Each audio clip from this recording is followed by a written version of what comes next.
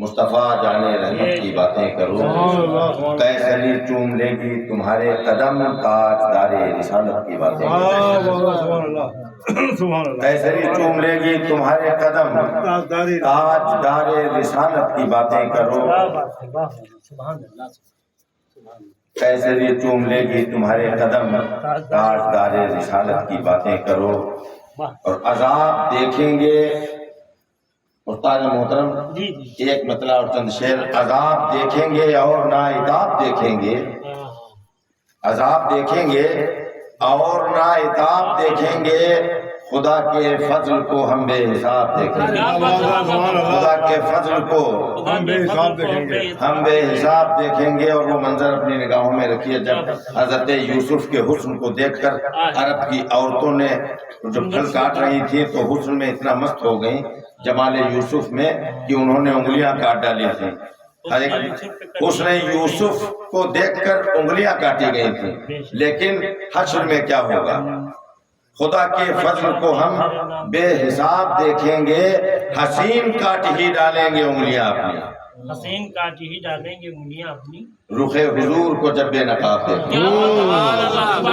وہاں تو ایک حسین کو دیکھ کر انگلیاں کاٹی گئی تھی، وہاں بڑے بڑے حسین انگلیاں کاٹیں گے، حسین کاٹ ہی ڈالیں گے انگلیاں اپنی، رخ حضور کو جب بے نقاب دیکھیں گے، رخ حضور کو جب بے نقاب دیکھیں گے۔ اور ایک مطلع اور چند شعر اور سماعت کر لیں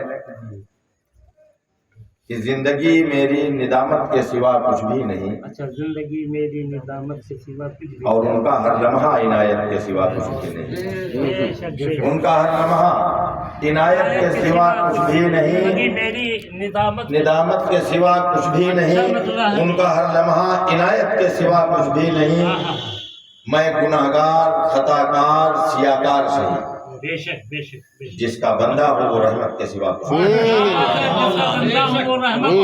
میں گناہگار خطا کار سیاہ کار سہی، جس کا بندہ ہوں وہ رحمت کے سوا کچھ بھی مشکل نہیں، ردیف آسان، جس کا بندہ ہوں وہ رحمت کے سوا کچھ بھی نہیں، جو بھی شبیر کی توہین کیا کرتے ہیں، جو بھی شبیر کی توہین کا مطلب ذہن میں ان کے نجاست کے سوا ذہن میں ان کے نجاست کے سوا کچھ بھی نہیں۔ شعر بطور خاص حضرت ملاحظہ کریں، ذہن میں ان کے نجاست کے سوا کچھ بھی نہیں، قبر میں حشر میں دوزخ میں وہابی تیری، کیا بات ہے، بالکل صحیح، قبر میں حشر میں دوزخ میں وہابی تیری، ہر جا ہونی ہے مرمت کے سوا کچھ نہیں، ہر جا ہونی ہے مرمت کے سوا کچھ بھی نہیں، ہر جا ہونی ہے مرمت کے سوا کچھ بھی نہیں، قبر میں حشر میں دوزخ میں وہابی تیری، ہر جا ہونی ہے مرمت کے سوا کچھ بھی نہیں، تجھ کو کرنا ہے محبت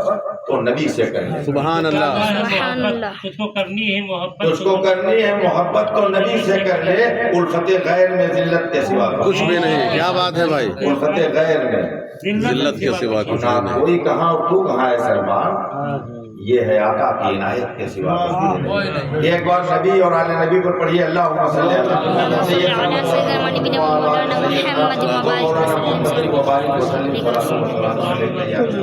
وہ جو نہ تھے تو کچھ نہ تھا، اب وہ جو نہ ہو تو کچھ نہ ہو، جان ہے وہ جہان کی، جان ہے وہ جہان، اور مٹ گئے مٹتے ہیں مٹ جائیں گے آدھا تیرے، مٹ گئے مٹتے ہیں مٹ جائیں گے، یہی تو خوبی ہے اعلیٰ حضرت کے اشعار کی۔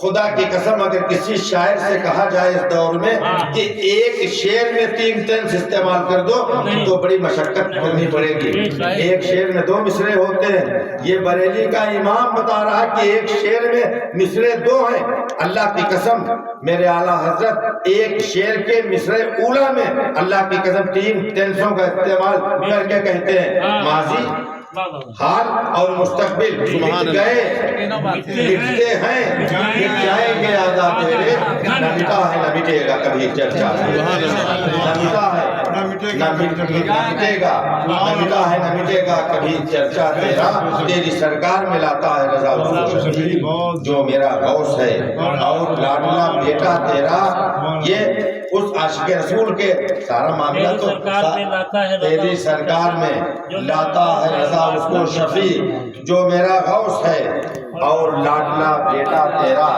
जो मेरा गौस है और लाडला बेटा तेरा ऐ इश्क तेरे सदके जलने से छुटे सस्ते ऐ इश्क तेरे सदके जलने से छुटे सस्ते जो आग बुझा देगी वो आग लगाई है और उसे कभी भी किसी की नजर नहीं लगती उसे कभी भी किसी की नजर नहीं लगती जो पास रखता है पीला रुमाल वारिस का उसे कभी भी किसी की नजर नहीं लगती जो पास रखता है पीला रुमाल वारिस का। मेरे वारिस आलम पना के हुजूर एक शख्स पहुंचा था और पहुंचने के बाद उसने कहा कि आलम पना एक मसला दिमाग में है, हल कर दीजिए। आलम पना ने पूछा कि क्या पूछना चाहता, तो उसने कहा हमने मौलवी को बयान करते सुना है कि अल्लाह ने नबी को अपने नूर से पैदा फरमाया और एक दूसरे मौलवी को हमने ये बयान करते सुना कि नबी अपनी इतना माज़अल्लाह बशर है। आप बताइए मामला क्या है। आलम पना वारिस पाक रहमतुल्लाह ताला अलैह उसको करीब बुलाया, कहा करीब आ जा। करीब जब वो आया तो उससे बोले अपना गमछा दे दे। जब उसने अपना गमछा दिया तो आपने अपनी गर्दन के पीछे से डालकर दोनों हाथों के नीचे से दोनों सिरे से कहा कस के पकड़ ले। जब उसने पकड़ लिया तो कस के उसने कहा पकड़ लिया। अल्लाह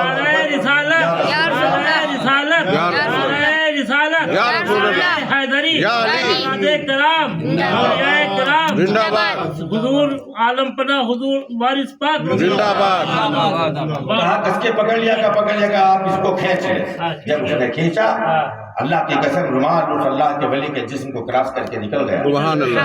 अब रुमाल उसके पास हाजी साहब हाथ में।